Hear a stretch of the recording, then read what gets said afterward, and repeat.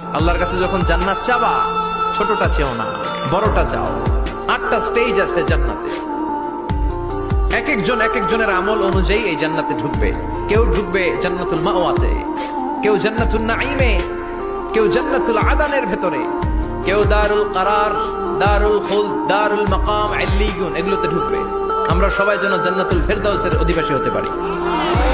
সূরাতুল মুমিনুনের শুরুতে আল্লাহ তাআলা মুমিনদের 7টা গুণের কথা বলেছেন। আল্লাহ বলেছেন, উলাইকা হুমুল ওয়ারিসুন আল্লাযীনা হুম ইয়ারিসুনাল ফিরদাউসা হুম ফিহা খালিদুন। এই 10টা আয়াতের ভেতরে যেই 7টা গুণের কথা আছে, কোন ব্যক্তি, কোন মুমিন বান্দা যদি এই 7টা গুণ নিজের মধ্যে ধারণ করতে পারে, তাহলে বাবা মারা গেলে ছেলে যেমনি বাবার সম্পদের ওয়ারিশ হয়ে যায়, ওই মুমিন বান্দাগুলো জান্নাতুল ফেরদাউসের ওয়ারিশ হয়ে যাবে। আমরা জান্নাতুল ফেরদাউসে যেতে চাই। কোথায় যেতে চাই? কথা বলেন। আমরা জান্নাতুল ফেরদাউসে যেতে চাই।